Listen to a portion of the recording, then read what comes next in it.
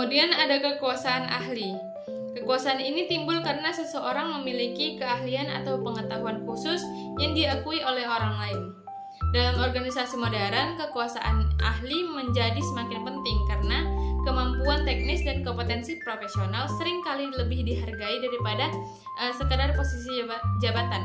Misalnya, seorang teknisi senior di perusahaan teknologi mungkin tidak memegang jabatan manajerial, tetapi pendapatnya selalu diperhitungkan oleh pimpinan karena ia memiliki pengetahuan mendalam tentang sistem perangkat lunak yang digunakan perusahaan. Kekuasaan ini bersifat pribadi karena bersumber dari keahlian dan pengalaman individu tersebut. Pemimpin yang memiliki kekuasaan ahli biasanya lebih mudah mendapatkan kepercayaan dari bawahannya karena mereka tidak perlu banyak memerintah, cukup memberi contoh dan menunjukkan kemampuan, dan tim akan mengikuti.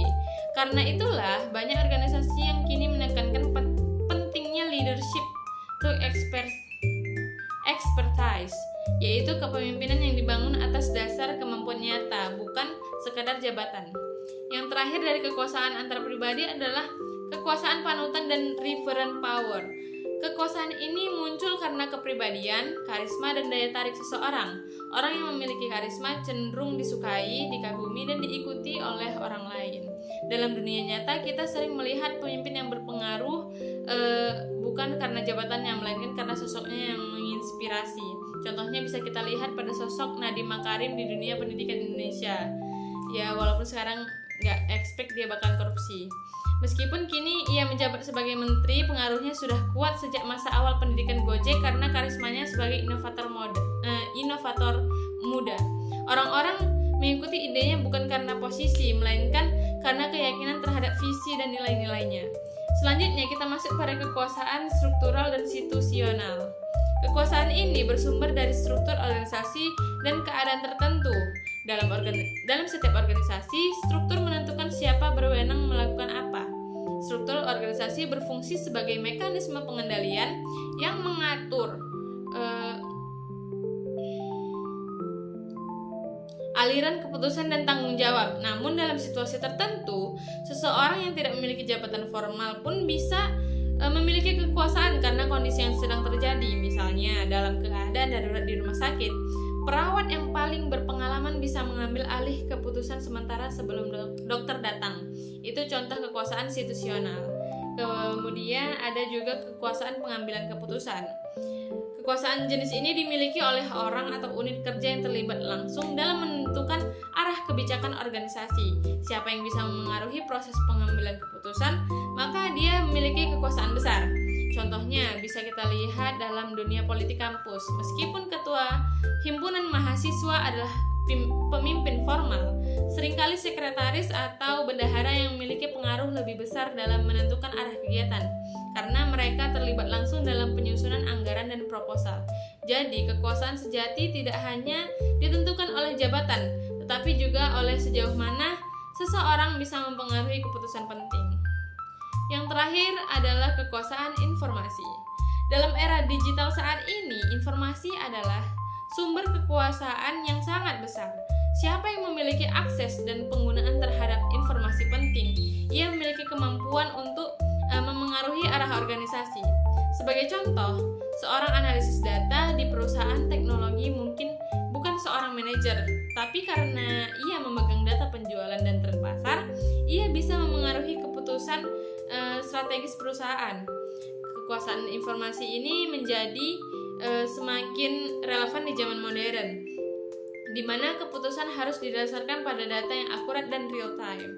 Jadi, jika kita simpulkan, setiap jenis kekuasaan memiliki kekuatan dan risikonya masing-masing. Pemimpin yang efektif adalah mereka yang tahu kapan harus menggunakan kekuasaan legitimasi, kapan memberi imbalan, kapan menegakkan disiplin, dan kapan mengandalkan keahlian atau karisma. Keseimbangan dalam penggunaan kekuasaan inilah yang menentukan keberhasilan seorang pemimpin. Pada bagian berikutnya kita akan melanjutkan pembahasan mengenai kriteria dan kemampuan yang harus dimiliki seorang pemimpin yang efektif. Di sini kita akan melihat seperti apa pemimpin yang ideal itu dan kualitas apa saja yang membedakan antara pemimpin yang baik dengan pemimpin yang biasa. Setelah kita memahami berbagai bentuk kekuasaan dalam organisasi, kini kita akan beralih membahas tentang kriteria dan kemampuan yang harus dimiliki oleh seorang pemimpin yang efektif. Bagian ini penting karena kekuasaan saja tidak cukup untuk menjadikan seseorang sebagai pemimpin yang berhasil. Kekuasaan tanpa kriteria yang tepat hanya akan menghasilkan pemimpin yang otoriter, tidak disukai, dan bahkan merugikan organisasi. Oleh karena itu, seorang pemimpin perlu memiliki serangkaian kemampuan dan sikap yang mencerminkan tanggung jawab, objektivitas, dan kemampuan komunikasi serta kepekaan terhadap situasi. Mari kita bahas satu persatu kriteria utama dari seorang pemimpin yang efektif.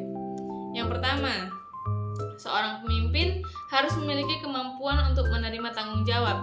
Pemimpin bukan hanya orang yang memegang kekuasaan, tetapi juga orang yang siap menanggung konsekuensi dari keputusan yang diambilnya. Seorang pemimpin sejati tidak akan lari dari tanggung jawab, bahkan ketika hasilnya tidak sesuai harapan. Dalam dunia kerja, misalnya seorang manajer proyek yang baik tidak akan menyalahkan bawahannya ketika target tidak tercapai. Ia akan mengevaluasi, mencari solusi, dan mengakui bahwa tanggung jawab akhir tetap berada di pundaknya. Kemampuan menerima tanggung jawab ini merupakan kedewasaan moral seorang pemimpin. Ia bukan hanya berani mengambil keputusan, tapi juga siap menanggung risiko dari keputusan itu. Pemimpin yang hanya mau mengambil pujian saat berhasil namun menyalahkan orang lain saat gagal bukanlah pemimpin yang sejati. Fake. Sebagai contoh, kita bisa lihat dari kisah nyata seorang kepala pabrik yang menghadapi keluhan besar dari pelanggan karena produk yang dikirim mengalami cacat produksi. Alih-alih menyalahkan tim produksi, ia langsung datang ke lokasi, mengakui kesalahan di hadapan klien dan berjanji memperbaiki sistem pengawasan kualitas. Tindakan ini justru meningkatkan kepercayaan pelanggan karena mereka melihat ada integritas dan tanggung jawab dalam diri sang pemimpin.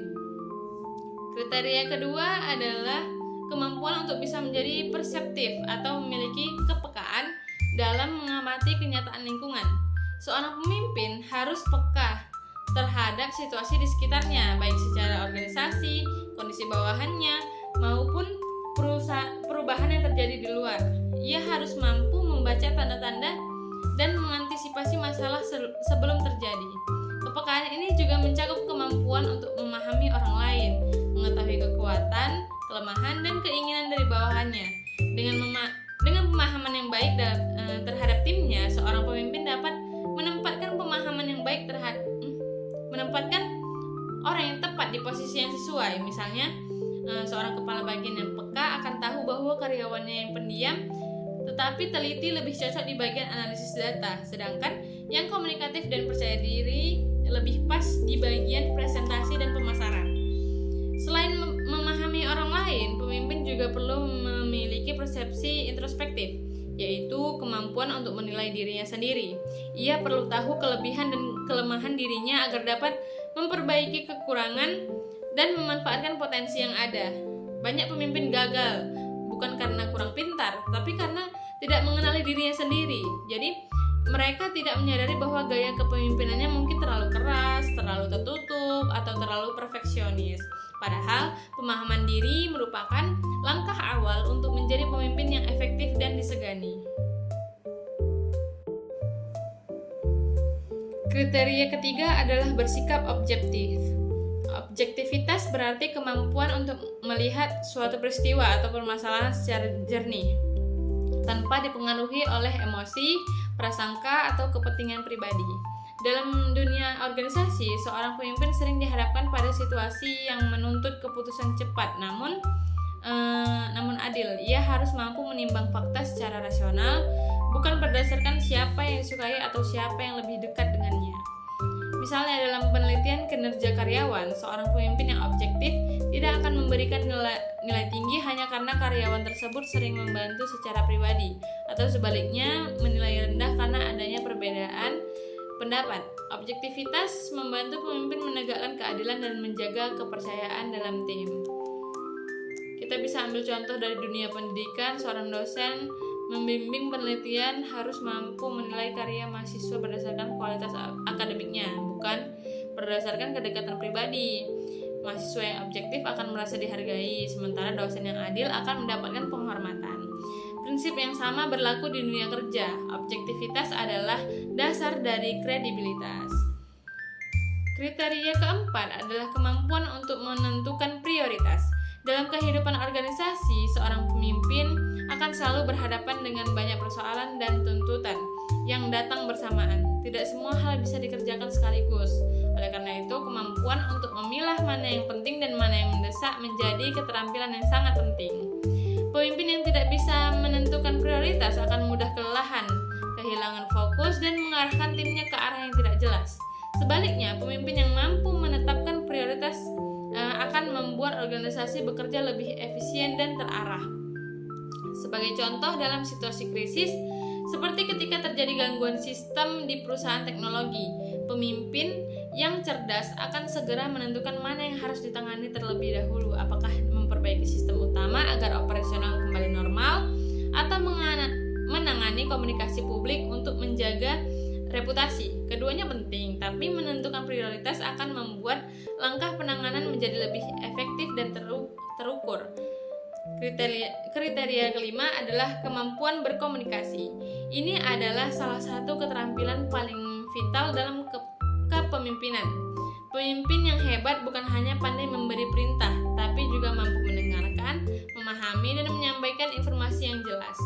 Komunikasi yang baik menciptakan kepercayaan dan kerjasama. Tanpa komunikasi yang efektif, instruksi bisa disalahpahami, konflik bisa muncul, dan semangat tim bisa menurun. Seorang pemimpin yang tidak bisa berkomunikasi dengan bawahannya akan sulit mencapai tujuan, seberapapun cemerlang strateginya. Kita bisa lihat contohnya pada dunia bisnis. Seorang manajer pemasaran yang berhasil bukan hanya yang punya ide brilian, tetapi juga yang mampu menyampaikan idenya dengan jelas ke timnya, menginspirasi mereka untuk bekerja dengan semangat, dan menyalurkan informasi yang akurat ke pimpinan. Komunikasi adalah jembatan antara visi dan eksekusi. Tanpa jembatan itu, visi hanya akan menjadi wacana tanpa hasil. Selain komunikasi ke bawah, pemimpin juga perlu pandai berkomunikasi ke atas dan ke samping. Artinya mampu membangun hubungan baik dengan pimpinan yang lebih tinggi serta dengan rekan sejawat. Dalam organisasi modern, kolaborasi lintas divisi sangat penting oleh karena itu, kemampuan komunikasi yang luas, terbuka, dan saling menghargai menjadi ciri utama dari pemimpin masa kini. Jika kita lihat dari kelima kriteria ini, tanggung jawab, kepekaan, objektivitas, kemampuan menentukan prioritas, dan kemampuan berkomunikasi, semuanya saling terkait. Tidak ada satupun yang berdiri sendiri. Pemimpin yang hanya tanggung jawab tapi tidak peka akan sulit memahami bawahannya. Pemimpin yang pandai berkomunikasi tapi tidak objektif akan kehilangan kepercayaan. Karena itu, kepemimpinan efektif harus mencakup keseimbangan antara kecerdasan, intelektual, emosional, dan moral. Sebagai penutup bagian ini, kita bisa simpulkan bahwa menjadi pemimpin yang efektif bukanlah tentang menjadi yang paling pintar atau yang paling berkuasa, tapi tentang menjadi yang paling mampu memahami dan mengarahkan orang lain. Seorang pemimpin yang baik tahu bahwa keberhasilan organisasi tidak pernah lahir dari satu orang, tapi dari kerja kolektif yang dipimpin dengan arah yang jelas, komunikasi yang terbuka, dan keputusan yang adil. Pada bagian berikutnya, kita akan membahas lebih jauh tentang perilaku pemimpin efektif, yaitu bagaimana seorang pemimpin bertindak dalam kesehariannya, mulai dari cara ia mengambil keputusan, mendelegasikan tugas, hingga memotivasi bawahan. Karena pada akhirnya kepemimpinan bukan hanya soal karakter dan kriteria, tetapi juga soal perilaku nyata yang bisa diamati. Setelah kita membahas tentang kriteria dan kemampuan yang harus dimiliki seorang pemimpin yang efektif, sekarang kita beralih ke aspek yang lebih konkret, yaitu perilaku kepemimpinan. Kalau kriteria berbicara tentang apa yang harus dimiliki, oleh seorang pemimpin, maka perilaku kepemimpinan berbicara tentang apa yang dilakukan oleh pemimpin dalam kesehariannya. Inilah yang membedakan antara pemimpin yang hanya hebat dalam teori dengan pemimpin yang benar-benar mampu membawa timnya menuju keberhasilan yang nyata. Nah, dalam studi manajemen modern, fokus penelitian kepemimpinan sudah bergeser. Para ahli kini tidak hanya meneliti apa saja syarat atau ciri kepribadian seorang pemimpin yang baik, tetapi lebih menekankan pada perilaku nyata yang ditunjukkan oleh pemimpin dalam memimpin orang lain. Artinya, kepemimpinan tidak lagi dipandang sebagai bakat bawaan yang hanya dimiliki oleh orang tertentu, tetapi sebagai keterampilan yang bisa dipelajari, dilatih, dan dikembangkan. Perilaku pemimpin mencakup bagaimana ia mendelegasikan tugas, mengambil keputusan, berkomunikasi, memberi motivasi, serta mengelola hubungan dengan bawahannya. Melalui perilaku inilah bawahannya menilai apakah pemimpinnya layak dihormati, dipercaya, dan diikuti. Maka dari itu, memahami perilaku pemimpin menjadi kunci untuk membangun gaya kepemimpinan yang efektif. Mari kita bahas satu persatu aspek penting dalam perilaku kepemimpinan.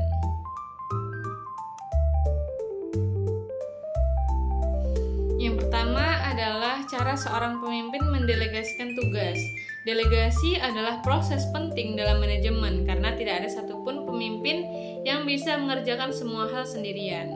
Namun, banyak pemimpin yang gagal melakukan delegasi yang benar, entah karena takut hasilnya tidak sesuai harapan atau karena ingin menunjukkan bahwa dirinya serba bisa.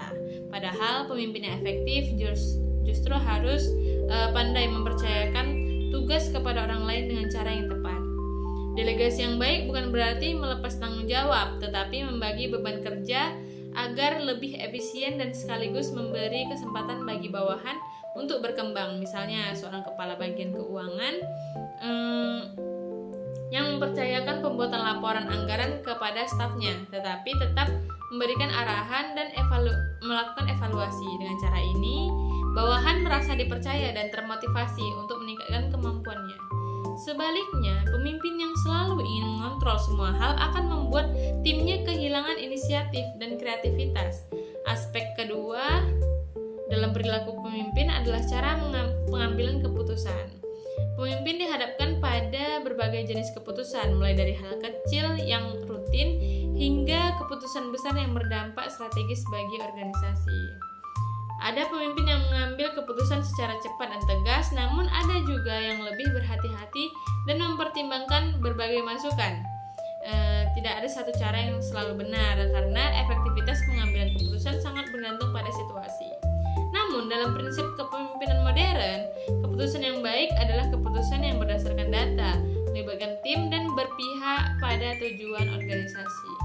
Pemimpin yang bijak tahu kapan harus mendengarkan dan kapan harus memutuskan.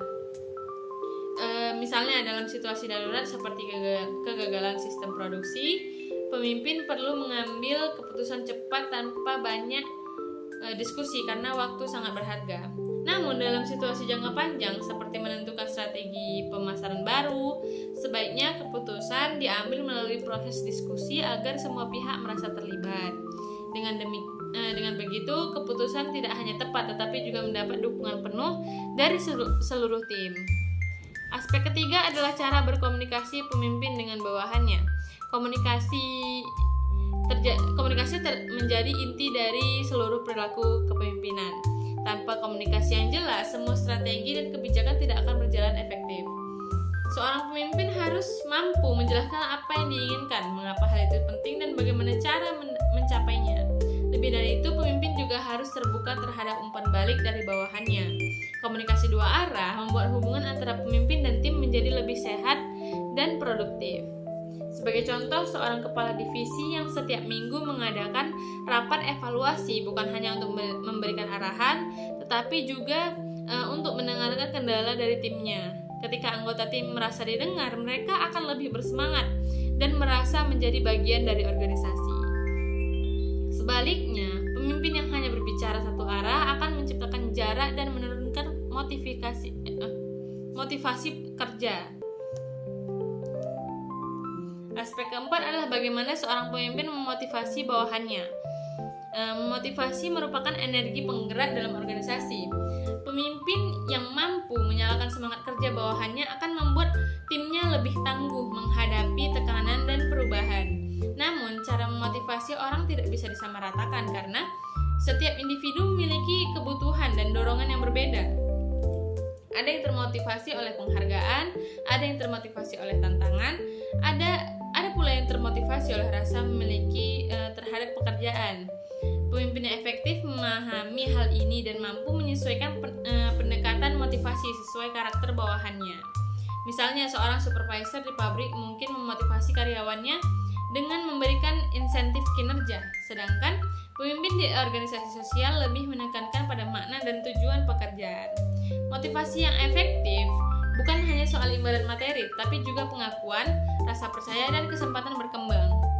Pemimpin yang mampu menciptakan suasana kerja positif akan menghasilkan tim yang loyal dan produktif.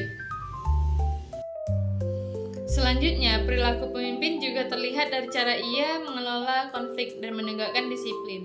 Dalam organisasi, konflik adalah hal yang wajar. Yang membedakan pemimpin efektif dengan yang tidak efektif adalah bagaimana ia merespons konflik tersebut. Pemimpin yang bijak tidak langsung menyalahkan, tapi berusaha memahami akar masalah dan mencari solusi bersama. Ia juga mampu menegakkan disiplin tanpa menimbulkan rasa takut.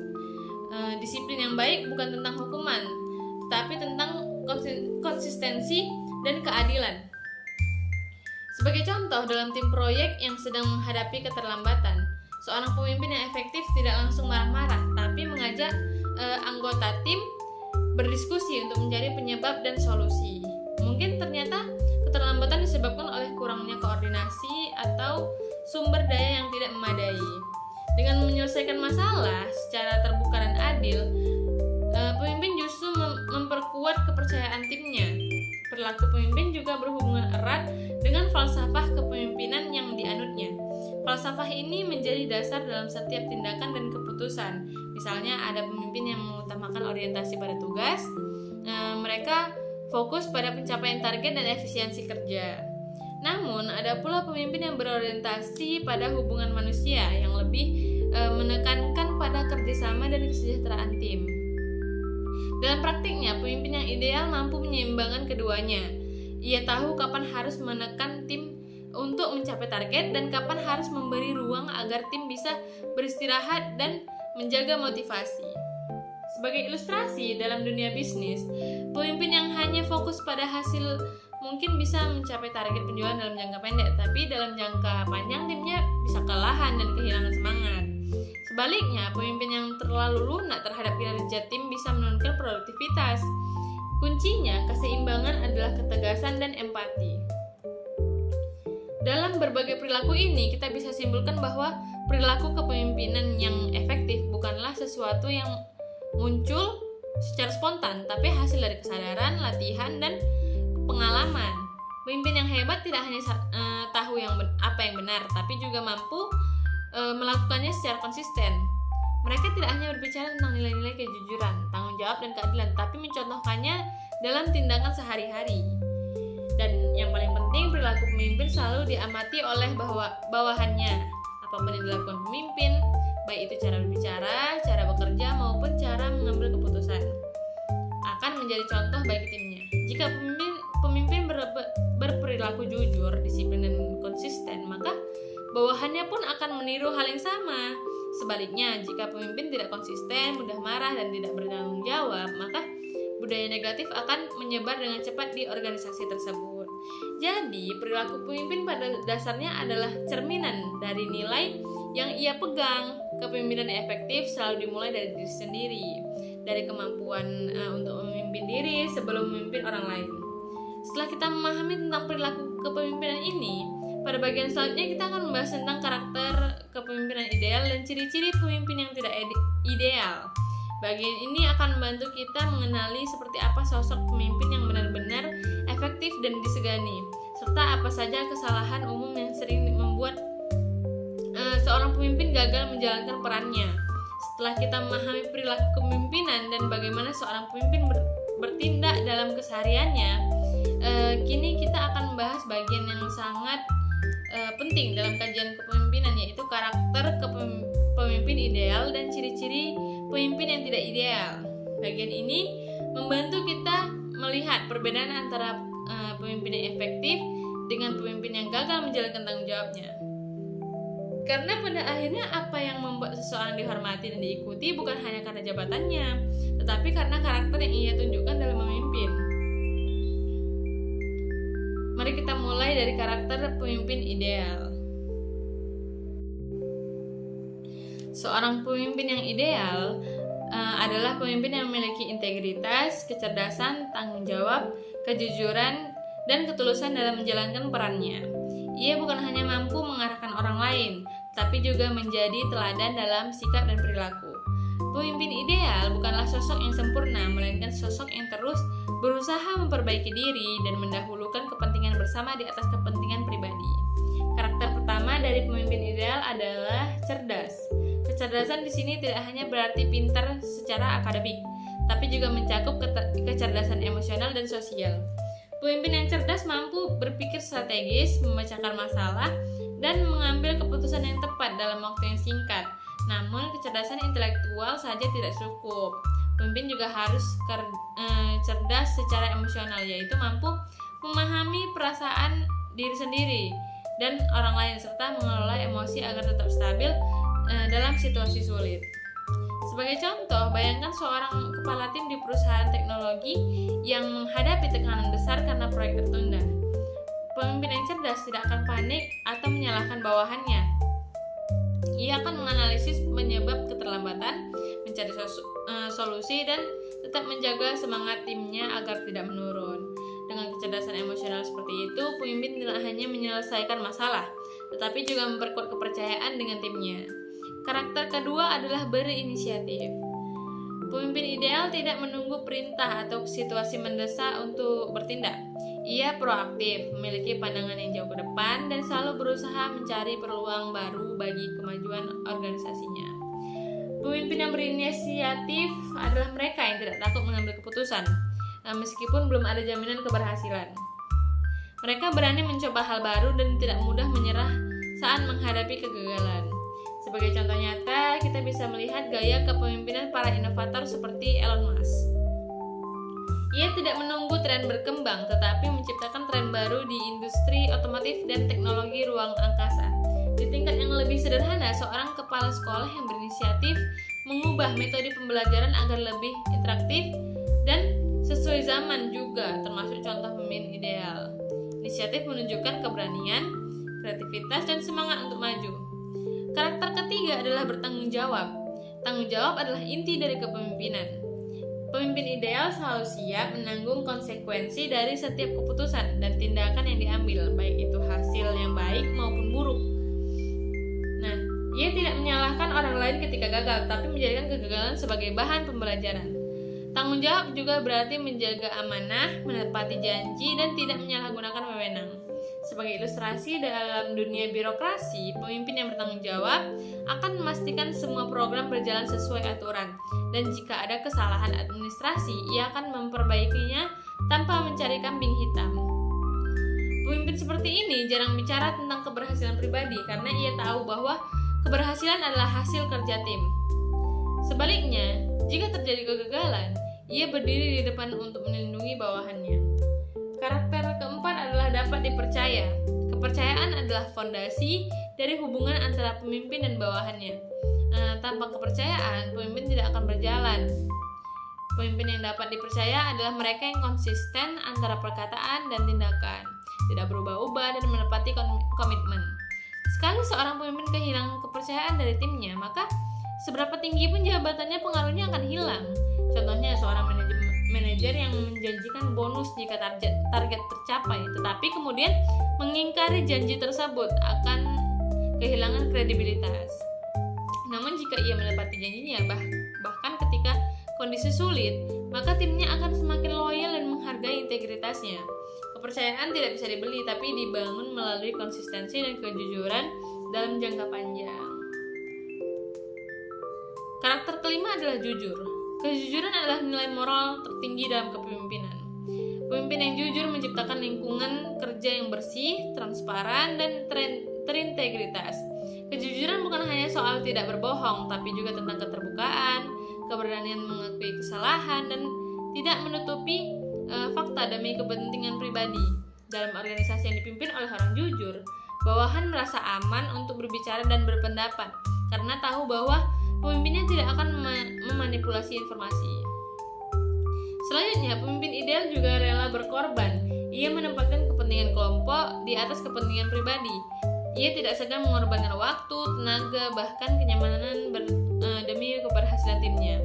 Sikap rela berkorban ini seringkali menjadi inspirasi bagi bawahan untuk berbuat lebih baik. Pemimpin yang mau turun tangan langsung ketika timnya menghadapi kesulitan akan lebih dihormati daripada pemimpin yang hanya memberi perintah dari jauh. Dan yang terakhir, pemimpin ideal adalah kepemimpinan yang mencintai dan dicintai kelompoknya. Artinya, ia memiliki hubungan emosional yang kuat dengan timnya. Ia peduli terhadap kesejahteraan bawahannya dan berusaha menciptakan suasana kerja yang harmonis. Pemimpin yang dicintai bukan karena ia lembek, tetapi karena ia adil, tegas, dan tulus. Ia bisa menegur dengan bijak tanpa merendahkan dan bisa memuji tanpa berlebihan. Sekarang, setelah kita memahami karakter kepemimpinan ideal, mari kita lihat kebalikannya, yaitu ciri-ciri yang tidak ideal. Ciri pertama, pemimpin yang tidak ideal hanya suka memerintah. Ia menganggap kepemimpinan sebagai kekuasaan untuk mengatur orang lain, bukan sebagai tanggung jawab untuk membimbing. Kepemimpinan seperti ini seringkali menuntut ketaatan tanpa memberikan arah yang jelas dan mengabaikan komunikasi dua arah. Akibatnya, tim merasa tertekan dan kehilangan semangat kerja. Ciri kedua, jarang berdiskusi. Pemimpin yang buruk tidak membuka ruang bagi ide dan saran ke dari bawahannya. Ia merasa pendapatnya selalu benar dan tidak mau menerima masukan. Padahal diskusi adalah cara terbaik untuk menemukan solusi dan memperkuat rasa memiliki dalam tim. Ketika pemimpin menutup pintu komunikasi, organisasi kehilangan potensi kreatif yang ada di dalamnya. Nah, kemudian yaitu ciri ketiga, tidak memberikan kepercayaan kepada tim. Pemimpin yang tidak percaya pada bawahannya cenderung mengontrol secara berlebihan dan tidak mau mendelegasikan tugas. Hal ini membuat bawahan merasa tidak dipercaya dan tidak berkembang. Padahal kepercayaan adalah salah satu bentuk penghargaan tertinggi terhadap kompetensi orang lain. Setelah itu, ciri keempat yaitu tidak memberikan penghargaan atau pujian. Pemimpin yang tidak menghargai kinerja bawahannya akan membuat timnya kehilangan motivasi. Pujian yang tulus, sekecil apapun, bisa menjadi dorongan besar bagi bawahan untuk bekerja lebih baik lagi. Sebaliknya, pemimpin yang pelit mengakui keberhasilan orang lain akan menciptakan suasana kerja yang dingin dan penuh jarak. Seperti itu. Lalu, ciri kelima yaitu tidak bertanggung jawab. Pemimpin seperti ini mudah melempar kesalahan ke orang lain. Ia cepat menyalahkan bawahan ketika hasilnya buruk, tetapi cepat mengambil pujian saat hasilnya baik. Sikap seperti ini membuat tim kehilangan rasa hormat dan kepercayaan. Lalu ciri keenam yaitu tidak memiliki visi. Pemimpin yang tidak tahu arah dan tujuan hanya akan membuat timnya berjalan tanpa arah. Mereka tidak mampu menginspirasi atau memotivasi karena tidak ada gambaran jelas tentang masa depan. Seorang pemimpin seharusnya menjadi kompas bagi timnya. Memberi arah bukan berarti menjalankan rutinitas. Adapun ciri ketujuh yaitu tidak mampu memimpin dirinya sendiri. Pemimpin yang mudah marah, tidak disiplin, dan tidak konsisten akan kesulitan mengendalikan orang lain. Pemimpin sejati dimulai dari kemampuan untuk mengatur diri sendiri. Jika ia tidak mampu mengelola emosi dan waktu, maka wibawanya akan hilang di mata bawahannya. Ciri ke-8, terlalu bergantung pada pengalaman masa lalu. Pemimpin yang selalu mengatakan, dulu saya begini, dan di tempat lama caranya begitu, seringkali gagal beradaptasi dengan situasi baru. Padahal dunia terus berubah dan pemimpin harus mampu menyesuaikan diri dengan perkembangan zaman. Pengalaman memang berharga, tapi tidak boleh menjadi alasan untuk menolak inovasi. Berikutnya ciri ke-9, yaitu terjebak dalam politik kantor. Pemimpin seperti ini lebih fokus menjaga citra atau posisi daripada bekerja dari kemajuan organisasi.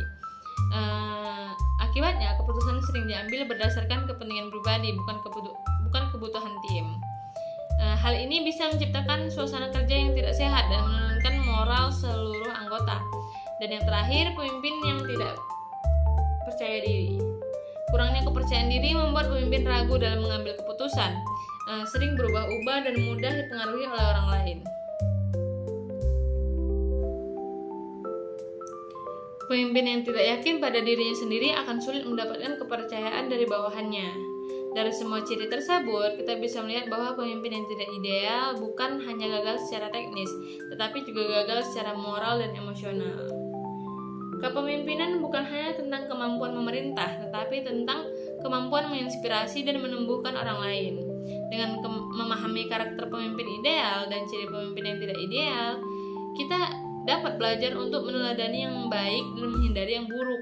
Karena pada akhirnya menjadi pemimpin bukan soal jabatan, tapi soal pengaruh positif yang kita berikan bagi orang lain. Setelah kita memahami perilaku kepemimpinan dan bagaimana seorang pemimpin bertindak dalam kesehariannya, kini kita akan membahas bagian yang sangat penting dalam kajian kepemimpinan, yaitu karakter pemimpin ideal dan ciri-ciri pemimpin yang tidak ideal. Bagian ini membantu kita melihat perbedaan antara pemimpin yang efektif dengan pemimpin yang gagal menjalankan tanggung jawabnya.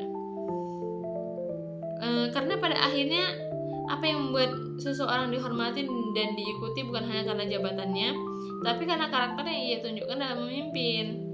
Nah, mari kita mulai dari karakter pemimpin ideal. Seorang pemimpin yang ideal adalah pemimpin yang memiliki integritas, kecerdasan, tanggung jawab, kejujuran, dan ketulusan dalam menjalankan perannya.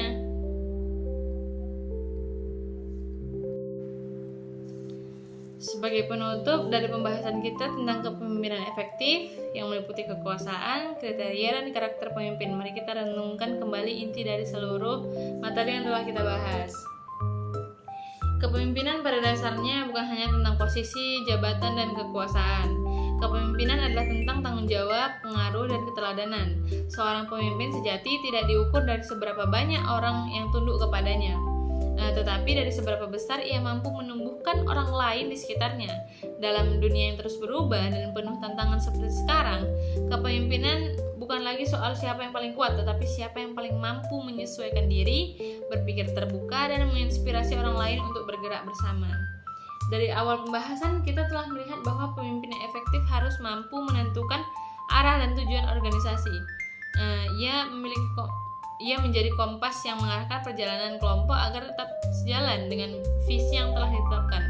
Namun, lebih dari sekedar penentu arah, pemimpin juga harus menjadi penjaga nilai, memastikan bahwa semua langkah yang diambil tetap berada dalam koridor etika, keadilan, dan kemanusiaan. Kita juga telah membahas bahwa kekuasaan dan kewenangan adalah bagian penting dari kepemimpinan, tetapi keduanya bukan alat untuk mendominasi. Kekuasaan sejati tidak lahir dari jabatan, melainkan dari kemampuan memengaruhi dengan kepercayaan dan teladan. Wewenang yang digunakan dengan kebijakan akan menumbuhkan rasa hormat, sementara kekuasaan yang disalahgunakan hanya akan menimbulkan ketakutan. Karena itu, pemimpin yang bijak selalu sadar bahwa kekuasaan bukan hak istimewa, melainkan amanah. Selanjutnya kita memahami bahwa kekuasaan dalam kepemimpinan memiliki banyak bentuk. Ada kekuasaan legitimasi, kekuasaan imbalan, kekuasaan paksaan, kekuasaan ahli, hingga kekuasaan panutan. Masing-masing bisa digunakan dengan efektif jika disertai dengan niat baik dan pertimbangan etika. Pemimpin yang hebat tahu kapan harus bersikap tegas dan kapan harus bersikap lembut. Ia tahu bahwa harus menggunakan wewenang formalitas dan kapan cukup mengandalkan karisma, empati, dan keahliannya untuk menggerakkan orang lain. Keseimbangan inilah yang membedakan kepemimpinan yang kuat dari kepemimpinan otoriter. Kita juga telah melihat bagaimana kriteria kepemimpinan yang efektif mencakup kemampuan menerima tanggung jawab, kepekaan terhadap lingkungan dan orang lain, objektivitas dalam menilai situasi, kemampuan menentukan prioritas, serta kemampuan berkomunikasi dengan jelas dan terbuka. Semua kemampuan ini tidak hanya mencerminkan kecerdasan intelektual, tapi juga kematangan emosional dan moral seorang pemimpin. Pemimpin yang hebat bukanlah yang tidak pernah salah, melainkan yang mampu belajar dari kesalahan dan memperbaiki diri dengan rendah hati. Kemudian dalam pembahasan tentang perilaku kepemimpinan, kita telah melihat bahwa menjadi seorang pemimpin efektif bukanlah tentang teori semata, tetapi tentang tindakan nyata sehari-hari. Bagaimana ia mendelegasikan tugas, mengambil keputusan, berkomunikasi, memberi motivasi, dan menangani konflik. Semua itu membentuk citra dan budaya dalam organisasi. Perilaku pemimpin adalah cermin dari nilai-nilai yang dianut, dan nilai-nilai itu akan menular ke seluruh tim. Jika pemimpin berperilaku jujur, terbuka, dan konsisten, maka timnya pun akan meniru hal yang sama. Namun, jika pemimpin bersikap egois, tidak adil, atau inkonsisten, maka kepercayaan dalam tim akan hancur dengan cepat. Lalu kita juga akan bahas karakter pemimpin ideal yang mencakup kecerdasan, inisiatif, bertanggung jawab, kejujuran, rela berkorban, dan kasih terhadap timnya. Pemimpin ideal bukanlah sosok yang sempurna, tetapi seseorang yang mampu menyeimbangkan antara logika dan empati, antara kekuasaan dan kerendahan hati. Ia tidak hanya memimpin dengan pikiran, tapi juga dengan hati. Ia tahu bahwa keberhasilan tidak datang dari instruksi, tetapi dari inspirasi. Sebaliknya, kita juga telah menyoroti ciri-ciri pemimpin yang tidak ideal. Pemimpin yang hanya tahu memerintah, tidak mau berdiskusi, tidak menghargai bawahannya, tidak bertanggung jawab, dan tidak memiliki visi, serta terjebak dalam ego serta politik pribadi. Pemimpin seperti ini mungkin bisa bertahan dalam jangka pendek, tetapi lambat laun akan kehilangan pengaruh karena tidak lagi dipercaya dan tidak mampu menumbuhkan timnya. Dari sinilah kita belajar bahwa kepemimpinan yang buruk bukan hanya merugikan organisasi, tetapi juga merusak budaya kerja dan menurunkan moral semua orang di dalamnya. Pada akhirnya, inti dari kepemimpinan efektif adalah keseimbangan. Keseimbangan antara kekuasaan dan kemanusiaan, antara visi besar dan langkah-langkah kecil, antara hasil dan proses, antara kecepatan dan kehati-hatian. Pemimpin yang efektif tahu kapan harus berbicara dan kapan harus mendengarkan, kapan harus berdiri di depan untuk melindungi timnya, dan kapan harus berdiri di belakang untuk memberi ruang bagi timnya bersinar. Dalam konteks kehidupan sehari-hari, kepemimpinan tidak hanya terjadi di kantor, sekolah, atau organisasi besar. Setiap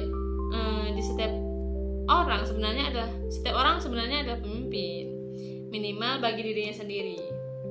Bagaimana seseorang mengatur waktunya, mengendalikan emosinya, membuat keputusan, dan menjaga integritas dan keseharian untuk semua mencerminkan kualitas kepemimpinan pribadi. Jadi kepemimpinan bukan hanya bertanggung jawab pada manajer, kepala sekolah, atau direktur, tapi juga tanggung jawab setiap individu yang ingin memberi pengaruh positif di lingkungannya. Sebagai penutup, mari kita ingat satu hal, yaitu pemimpin yang baik tidak hanya menciptakan pengikut, tetapi juga melahirkan pemimpin-pemimpin baru. Itulah esensi dari kepemimpinan sejati, menumbuhkan potensi orang lain agar mereka juga bisa berdiri tegak dan mampu memimpin dengan caranya sendiri. Karena pada akhirnya keberhasilan seseorang memimpin tidak diukur dari seberapa tinggi posisinya, tapi dari seberapa banyak orang yang tumbuh dan berhasil bersamanya. Semoga pembahasan tentang kepemimpinan efektif yang meliputi kekuasaan, kriteria, dan karakter pemimpin ini tidak hanya menambahkan pengetahuan, tapi juga menumbuhkan kesadaran bahwa setiap dari kita memiliki potensi untuk menjadi pemimpin. Pemimpin yang berpikir cerdas, berperilaku bijak, dan berkarakter kuat. Kepemimpinan yang sejati bukan tentang seberapa besar kekuasaan yang kita miliki, melainkan seberapa besar manfaat yang bisa kita berikan bagi orang lain. Sekian pembahasan materi ini. Mohon maaf jika ada kesalahan. See you next time.